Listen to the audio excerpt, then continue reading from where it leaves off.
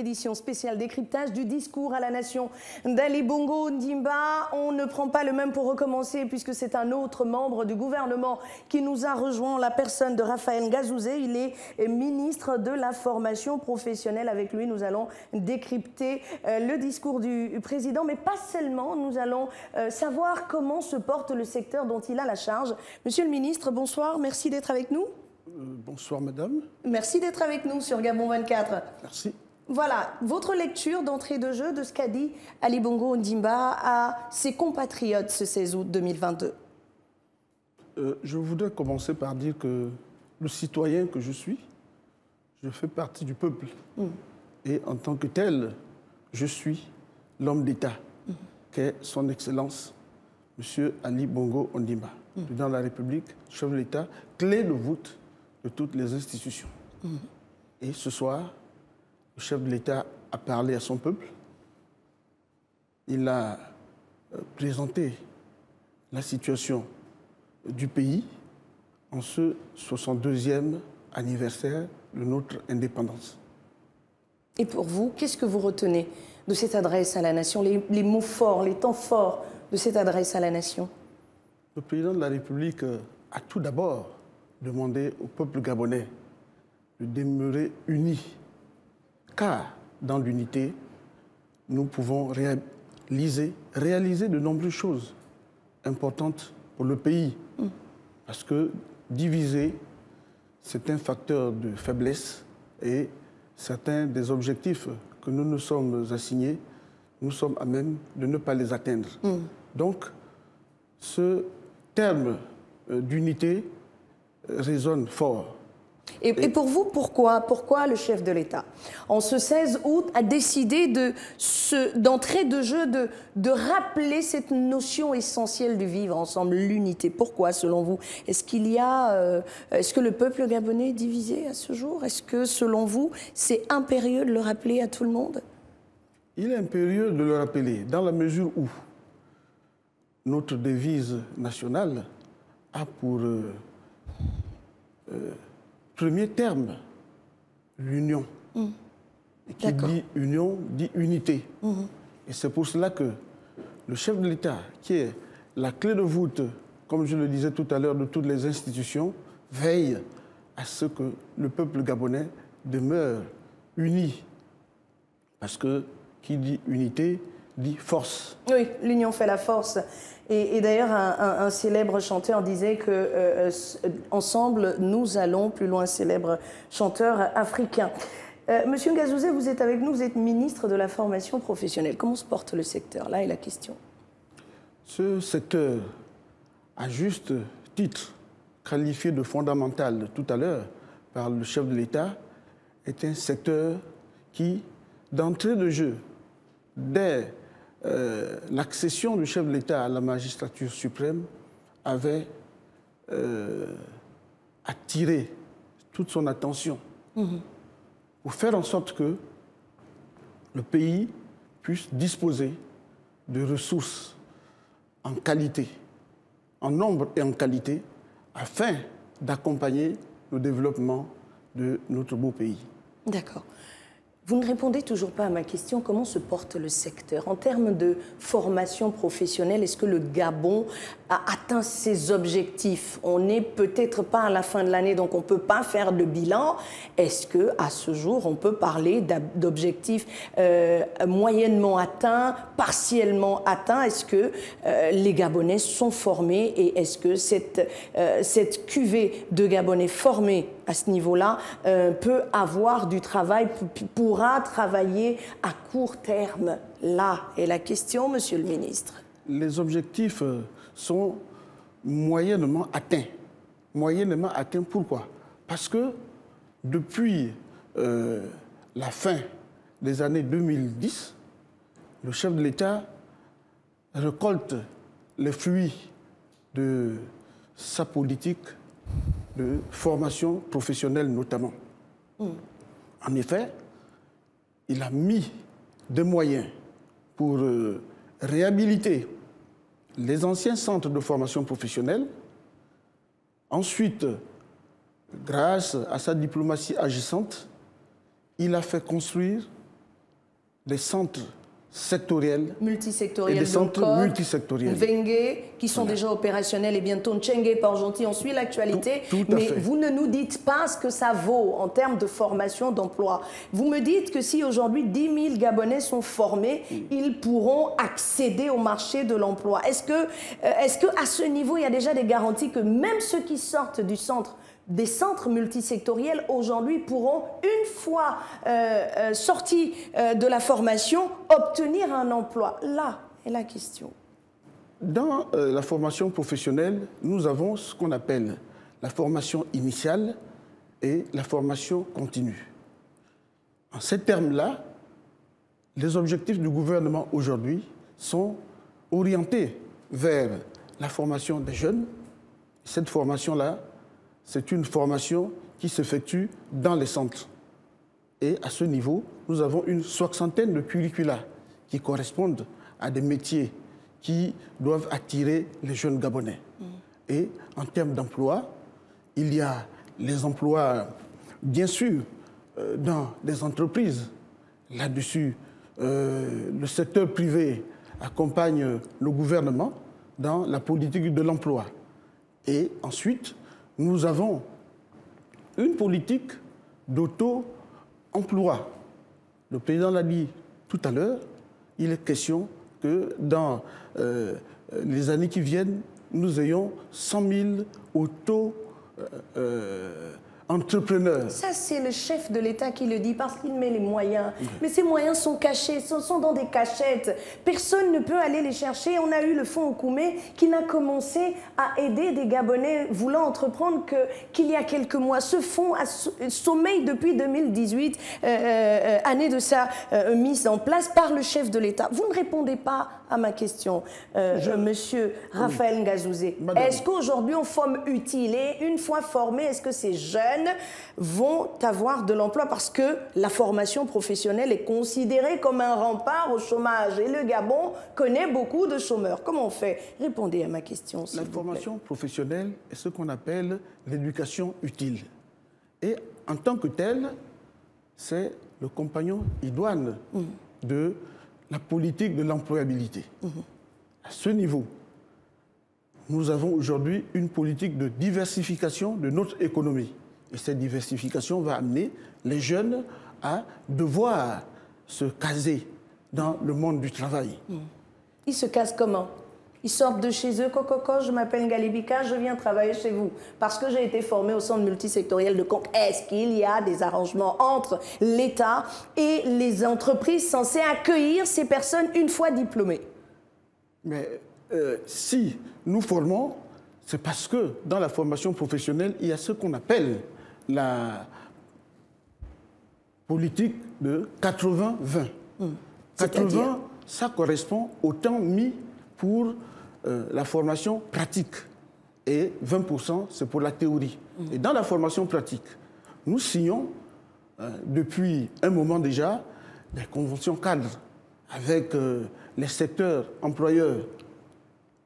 Et nous avons des conventions avec des entreprises privées qui, recevant nos apprenants pour des stages, les emploient en cas de nécessité. Et, en cas de nécessité, pour reprendre vos mots. Oui, juste en cas de nécessité. Non. Il n'y a pas d'entreprise capable d'absorber les cuvées qui sortent de ces centres multisectoriels? Les entreprises aujourd'hui sont multiples. Et nous formons à la demande, c'est-à-dire selon leurs besoins. Et parce que nous formons selon leurs besoins, nous sommes sûrs qu'à l'issue de la formation, après avoir effectué des stages ici et là, ils sont à même de trouver l'emploi. D'accord. Je vais laisser le soin à la technique de me donner un petit extrait du discours à la nation du chef de l'État Ali Bongo parlant de ce secteur de la formation professionnelle. On se retrouve juste derrière pour votre commentaire. Pour parvenir à faire du Gabon un pays harmonieusement développé où les besoins de base sont satisfaits et l'avenir de nos enfants garanti, il y a différentes étapes à franchir. La première et la plus importante à mes yeux de ces étapes est celle de l'emploi. L'emploi C'est la clé de voûte de mon projet, mon absolue priorité. Car tout le reste, ou presque, en découle. En ce domaine, mon objectif n'a pas varié. Je vise le plein emploi. Malgré les difficultés, je sais que nous y parviendrons. Pour cela, je ne ménagerai aucun effort, car l'avenir de nos jeunes et du pays tout entier en dépend. Notre système de formation a d'ores et déjà été réformé dans le but de mieux former nos jeunes par rapport aux métiers, aux emplois disponibles dans notre pays. J'ai également demandé au gouvernement de réfléchir à un dispositif qui permettra aux Gabonaises et aux Gabonais, méritants et volontaires, de devenir indépendants financièrement et de s'épanouir pleinement. Ce dispositif n'a rien de cosmétique. Il n'a pas vocation à créer quelques dizaines, voire quelques centaines d'emplois. Il a pour ambition de créer plus de 100 000 auto-entrepreneurs. Il est grand temps, en effet, de changer de braquet et de passer à la vitesse supérieure. La seconde étape clé est l'éducation. Pour atteindre nos objectifs en matière d'emploi, l'éducation a un rôle clé à jouer. En ce domaine aussi, nous ne tarissons pas d'efforts. Conséquence de la réforme de l'enseignement professionnel et technique que je viens d'évoquer, 2 des 3 centres de formation, celui de Nkok et celui de Mbengue, sont désormais actifs. Quant au 3e, celui de Tchengue, il va prochainement entrer en fonction. En parallèle, la construction de nouvelles écoles se poursuit.